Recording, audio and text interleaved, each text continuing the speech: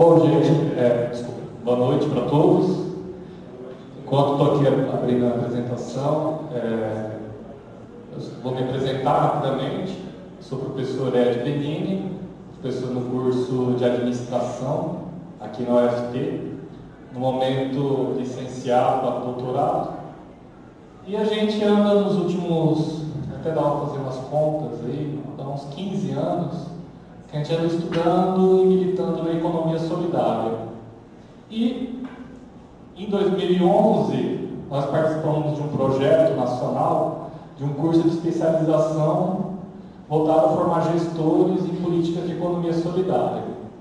E foi muito bacana nesse curso que, além de a gente discutir várias questões relativas à economia solidária, a gente ensaiou uma proposta levando em conta os próprios problemas da economia solidária, ou seja, levando em conta o método crítico dialético, que a gente busca encontrar respostas nas próprias contradições de um problema, que é isso que a gente chama de sistema orgânico do trabalho. Quem se interessar, arriscamos aí a revelia dos trâmites acadêmicos tradicionais, publicar um livro, já consolidando esse primeiro ciclo de debate. Hoje me perguntaram em uma semana, se eu precisaria rever esse livro. Ixi, bastante coisa já. Bastante coisa eu gostaria de escrever diferente, porque foi bem legal o debate, as discussões que a gente vem tendo. Então o livro está aí fora, todos os livros a gente doou para o movimento que estamos construindo, então quando vocês comprarem um livro, também estão ajudando o movimento. E tem essa cartilinha aqui, que na verdade era para ser um folder, mas não tivemos habilidade suficiente para transformar no folder, mas está aí distribuído gratuitamente para todos vocês. Bom, a ideia é tentar dialogar um pouquinho com a economia baseada em recursos, que eu fiquei conhecendo já há uns 2, 3 anos, através dos vídeos do Zeitgeist, e depois do vídeo direto do Jacques Fresco, Esquecimento ou Paraíso, e aí que a gente viu que era uma grande convergência. Eu chuto aí 90% de convergência. Na minha opinião, o sistema orgânico do trabalho seria um caminho intermediário entre o que se faz hoje na economia solidária, a prática imediata, com essa proposta de maior envergadura que a economia baseada em recursos. Bom, eu também vou me levantar porque eu tenho o costume também de falar em pé. Eu queria que alguém controlasse meu tempo, porque acaba me empolgando. Na hora que for meia hora, alguém me avisar. Você avisa? Então, a ideia, vocês estão enxergando bem? Eu não consigo falar da proposta do sistema orgânico do trabalho sem, rapidamente, a gente colocar a crítica ao sistema capitalista atual. Como o Felipe e o Cláudio já anteciparam aqui, a gente vai colocar uma outra perspectiva, algumas questões que já é de conhecimento de vocês. Então, em primeiro lugar, a gente considera, dentro dos estudos do próprio Marx, porém de forma mais atual, no Mesaros, que eu acho que é o grande pensador hoje do marxismo que ainda está vivo, que de certa forma existe um sistema orgânico do capital. Ou seja, todos nós, gostando ou não disso, conscientes ou não disso, estamos dentro desse sistema orgânico do capital. Ora, para eu sobreviver, eu tenho que vender a minha força de trabalho. Quando eu dou sorte, eu vendo por um salário maior. Quando eu não dou sorte, eu vendo por um salário quase de miséria. Para consumir, para me manter, para sobreviver, eu tenho que ir no mercado comprar mercadorias. Então, globalmente, tudo está, de certa forma, conectado nisso que a gente chama de sistema orgânico do capital. A parte mais aparente disso é o que nós chamamos de sistema capitalista. Na verdade, o capitalismo é a ponta do iceberg. A gente acha que o capitalismo é o dinheiro, são os burgueses, os proprietários, os bancos, as grandes elites poderosas e por aí afora. Mas isso apenas demonstra uma questão mais estruturante. Ou seja, o capital é sobretudo uma relação social entre pessoas. Antes disso, é importante a gente entender que o sistema capitalista hoje, ele vive uma severa crise estrutural. Por que a gente fala crise estrutural? Porque é uma crise que já tem aí 20 anos, ela tem aspectos que fogem ao nosso controle imediato, e de certa forma, uma coisa importante que o Mesaros coloca é que, se até os anos 70 os aspectos produtivos eram maiores que os aspectos destrutivos, a partir dos anos 80, instrumentalizando a tecnologia para essa lógica da acumulação, os aspectos destrutivos superam os aspectos criativos da produção. Então, para o Mesaros, existem 3 tipos de fraturas: a produção e o seu controle. A produção, o uso da tecnologia hoje está descontrolado, tudo em virtude da acumulação pela acumulação.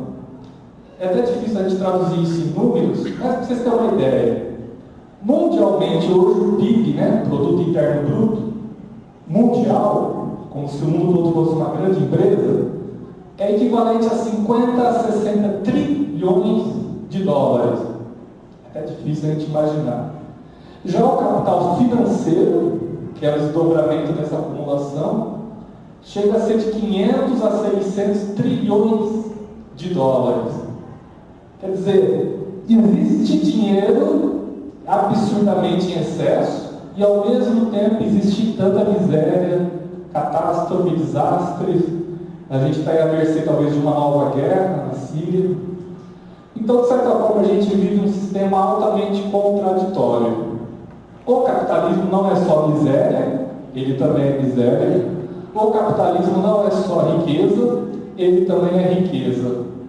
Então, dentro do método positivista, que a gente fala que A igual a B, é difícil entender o capital, porque ele produz miséria e riqueza. Agora, dentro do método dialético, onde as variáveis ela tem uma estrutura tridimensional, o mesmo fenômeno que é o trabalho humano, que produz tanta riqueza, também produz a miséria daqueles que trabalham. Agora, por que isso acontece? Isso acontece da forma como a gente organiza a nossa sociedade. Então, se a gente for beber, olha só, a gente já produz demais. O capital tem crises de superprodução. Olha lá, tem uma foto bem interessante, As fábricas montadoras de automóveis.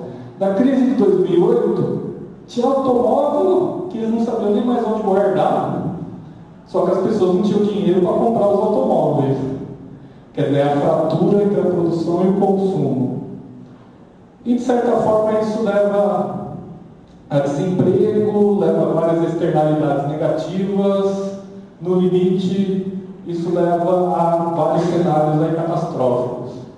Então, como se a gente tivesse, além de um sistema causador de injustiças sociais, é um sistema altamente desperdiçador de recursos. Então, de certa forma, dialogando aí com meus colegas, a gente já tem um cenário de tecnologia da abundância. Só que também a gente tem uma forma de organizar a produção da abundância do desperdício. Como acho que foi o Cláudio comentou, por exemplo, a gente tem a obsolescência programada. Quer dizer, as mercadorias são programadas para durar pouco tempo. Quer dizer, quanto mais rápido uma coisa for destruída, mais rápido é necessária a sua reposição. Bom, aí vem a economia solidária. De certa forma, a economia solidária, vou falar rapidinho, seria uma reação à crise econômica do Brasil e do mundo dos anos 80 e anos 90. Principalmente a questão do desemprego. Simplesmente as pessoas não encontravam trabalho. Não conseguiam nem sequer vender a sua força de trabalho. Aí qual foi uma das estratégias? Recuperar um pouco a ideia dos socialistas utópicos, o cooperativismo histórico, os próprios trabalhadores se organizarem.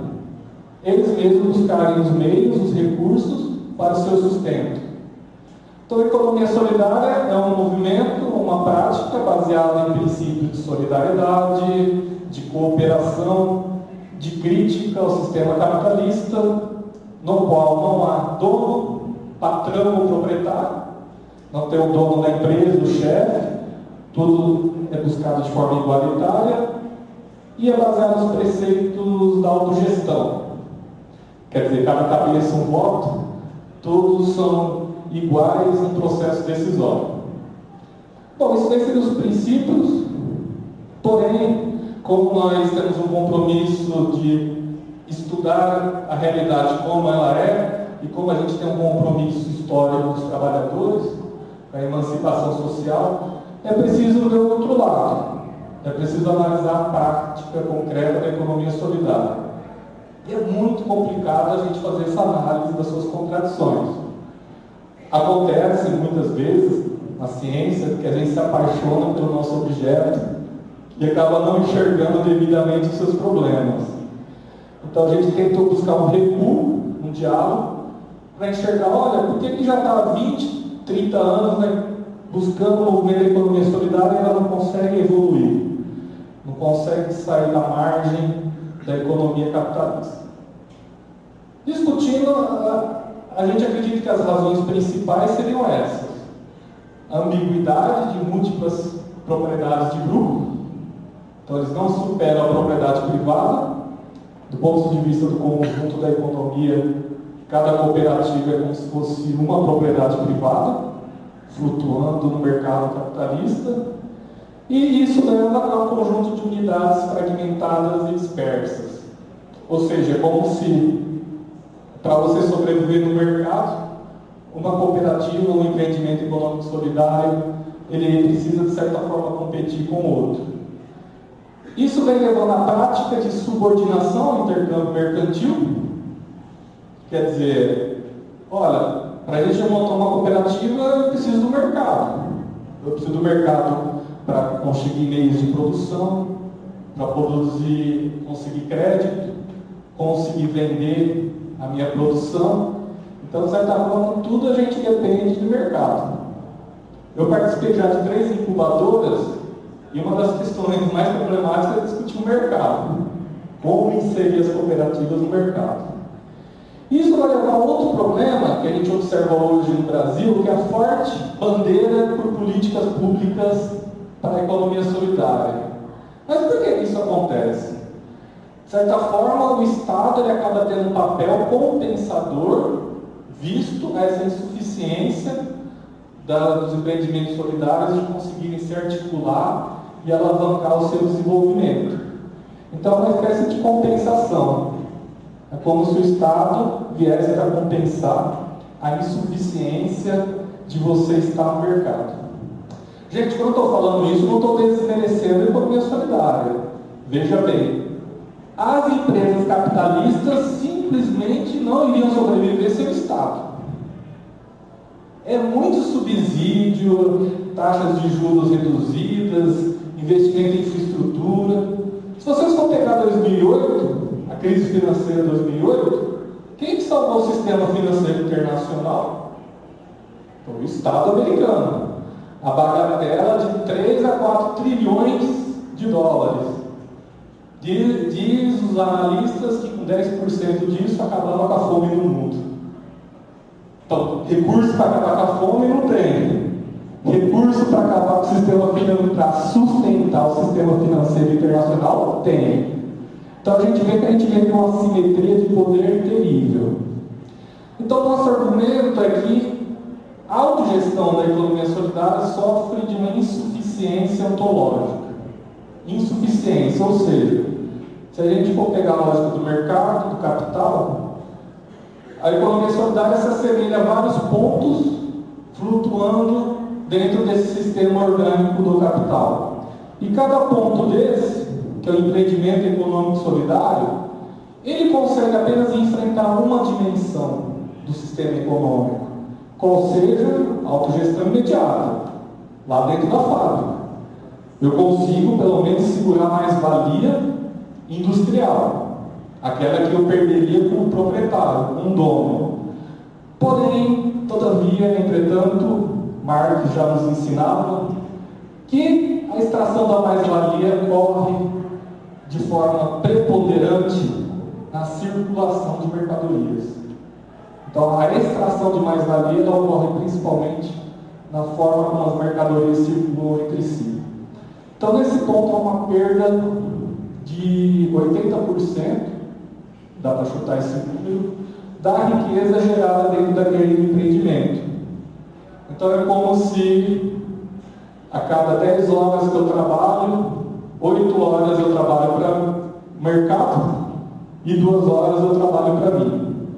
Tem que fazer essa comparação, né? Tem gente falando assim, não, gente, cada 12 meses por ano, 4 eu trabalho para o Estado e 7 para mim. Se eu for pensar nessa lógica, a cada 10 horas, 8 eu trabalho para o mercado e 2 eu trabalho para mim. Isso sem falar de outros elementos de alienação no mercado. Acesso à tecnologia custa dinheiro, meios, máquinas, equipamentos, taxa de juros, crédito. O próprio conhecimento ele é altamente instrumentalizado. Existe uma dificuldade no movimento da economia solidária de buscar recursos para formação, para capacitação. Sem falar de outras questões societais maiores, questão política, questão jurídica, questão de valores e por aí afora. Então, se a economia solidária não consegue enfrentar um aspecto, ela perde os outros. Então, de certa forma, é como se a gente estivesse patinando no gelo. Tentando explicar um pouquinho melhor isso, a gente tem 2 exemplos históricos. Se a gente for pegar lá no século XIX, uma das propostas era os falestérios, aquela ideia de comunidades alternativas. O máximo que eles conseguiram evoluir foi a ideia do kibbutz, de Israel. Mas, de certa forma, se a gente for estudar hoje, os kibbutz estão em severa crise, porque eles se isolaram excessivamente. Interessantíssimo, né, notar? Eles se isolaram tanto dentro de uma questão da cultura judaica, de ocupar territórios palestinos, que, de certa forma, está vendo lá um retrocesso. E as próprias cooperativas, historicamente, o máximo que elas conseguiram evoluir foi o complexo cooperativo Mondragon. Olha que interessante. Para eles conseguirem enfrentar as contradições do mercado, se criou um complexo com mais de 200 cooperativas, inclusive com instituição financeira, instituição de previdência e etc. Quer dizer, eles conseguiram, de certa forma, capitalizar um pouquinho o trabalho das cooperativas. Então, a tese que nós estamos colocando aqui é que, na verdade, o capital é formado por esses 3 pontos arquimedianos. Um não se sustenta sem o outro. Essa seria a fonte do capital. Essa seria a raiz da raiz da raiz do capital. Então, o capital não é dinheiro, não é riqueza, não é o prédio, não é o burguês, não é o proprietário. O capital é um padrão de relação entre os seres humanos que leva a tamanha segregação social. Então, essa divisão entre os humanos é baseada nessas 3 mediações sociais, que é a questão da divisão social hierárquica do trabalho, a propriedade privada dos meios de produção e o intercâmbio mercantil. Então, de certa forma, a economia solidária ataca, de forma direta, explícita, a questão da divisão do trabalho, através de tentativas de autogestão. Historicamente, isso é importante.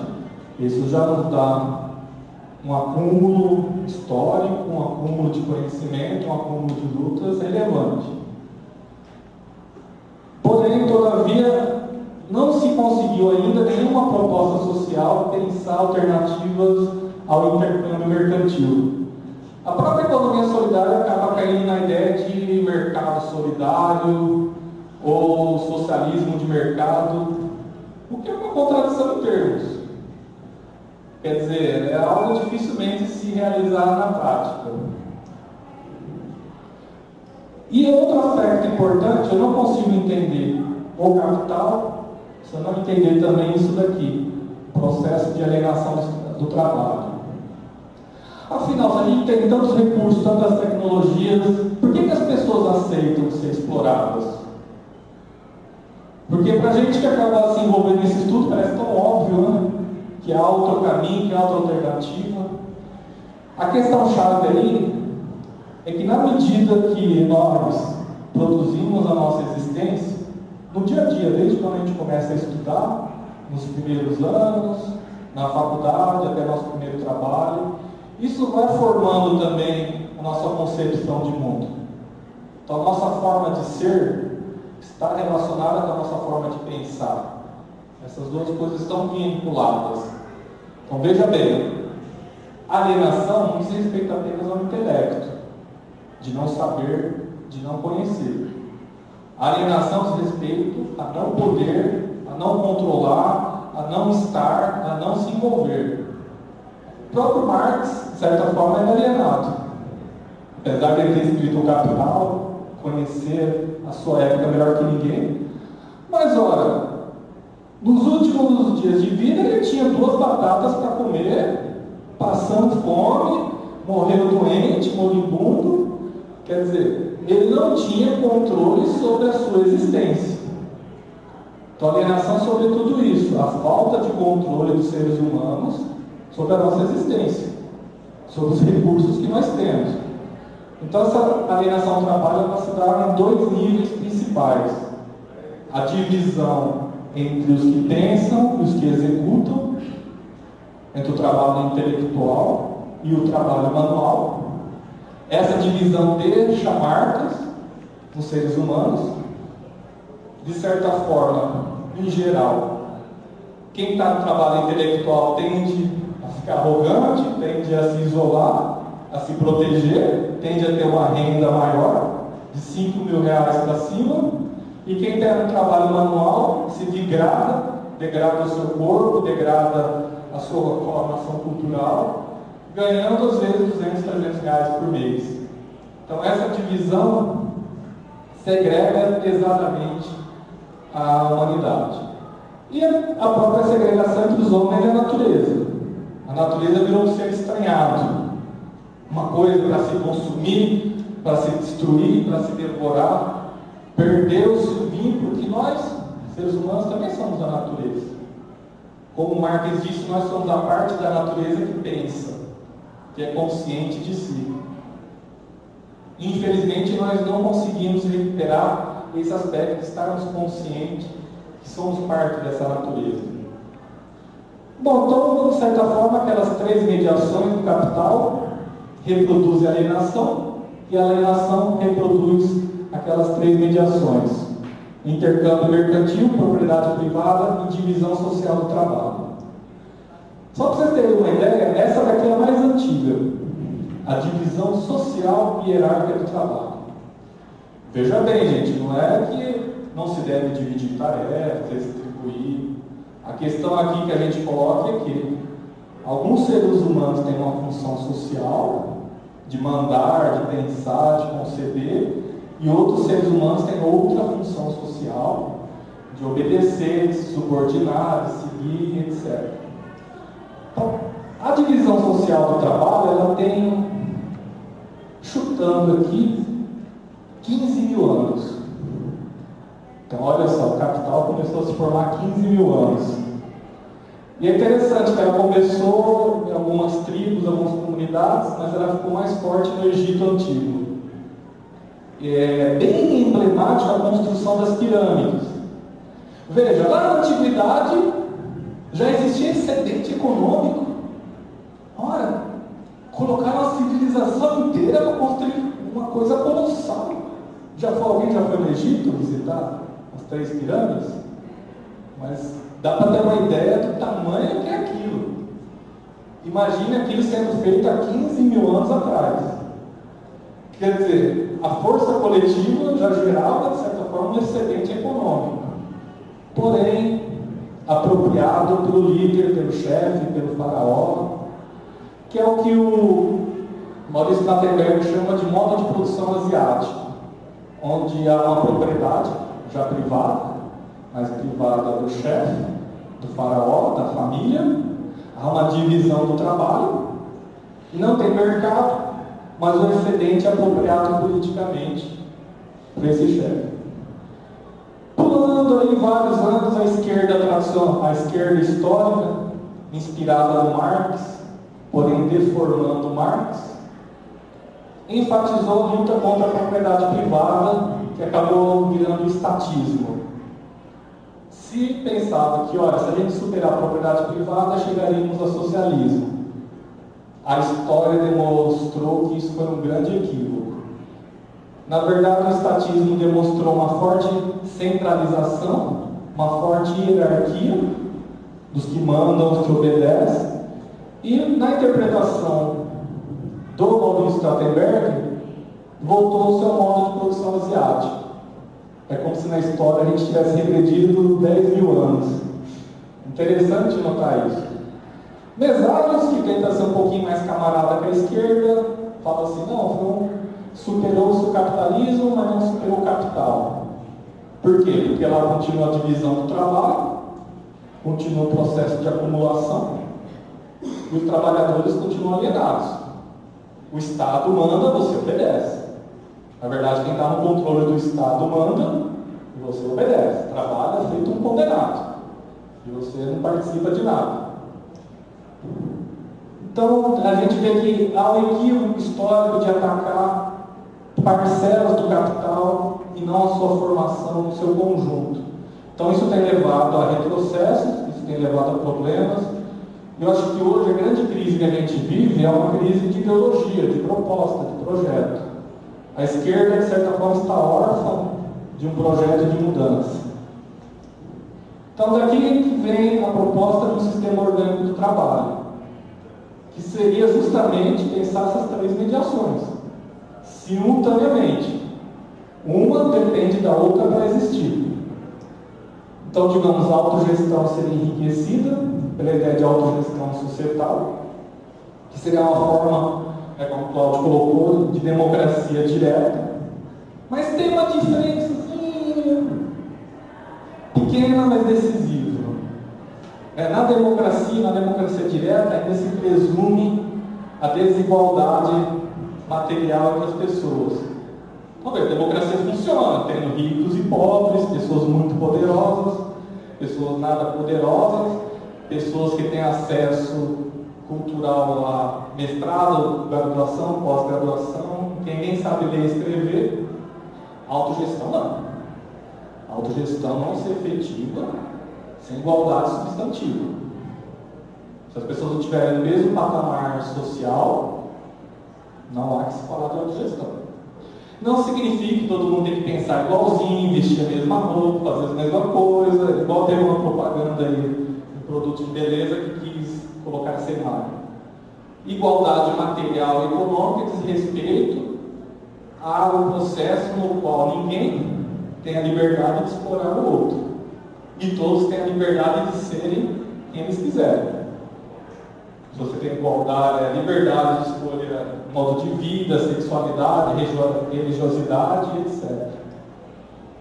Bom, para viabilizar isso, a gente coloca assim, olha, existe um problema na esquerda que ou o pessoal tende ao Estado, à propriedade estatal, ou propriedades coletivas pequenas, dispersas, fragmentadas. Então a gente pensou num mecanismo que a gente chama de propriedade orgânica. Propriedade orgânica seria um artifício para superar a propriedade privada. Então, digamos, ela é propriedade do Estado, mas ela não é propriedade para os seus associados. É só a gente pensar assim, ó, gente, se eu falar que o oxigênio não é propriedade de ninguém, legal.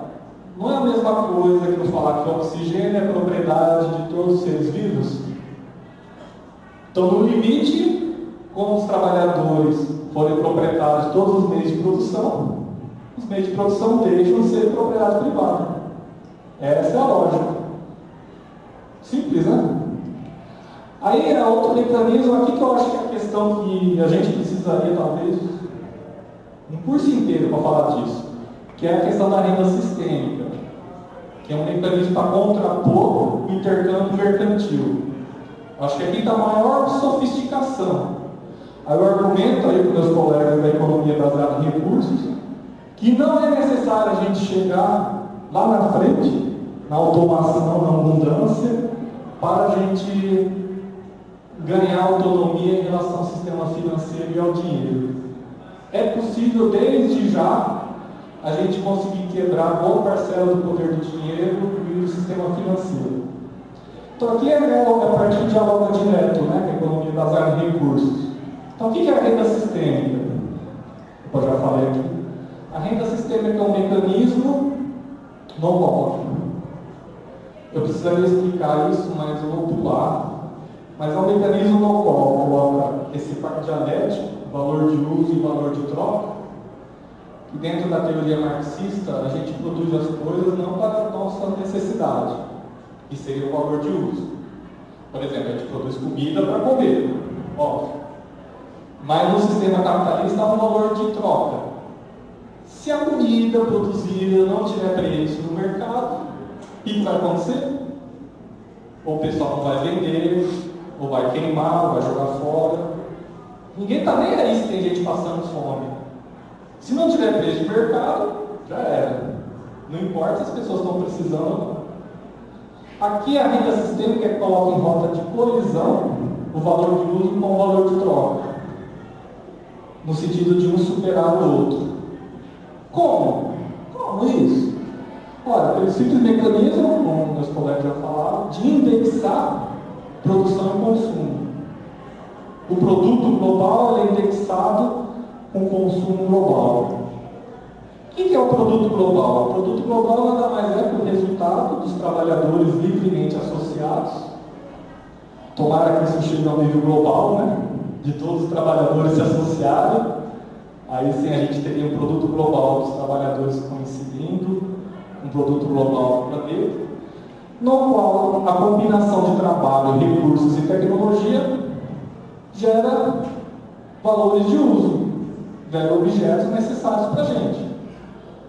Carteira, comida, carro, geladeira, fogão, tudo que vocês imaginarem. Tudo isso é o trabalho que produz. E como que isso é distribuído? Através de uma indexação quantitativa, de uma indexação equitativa, em 3 níveis.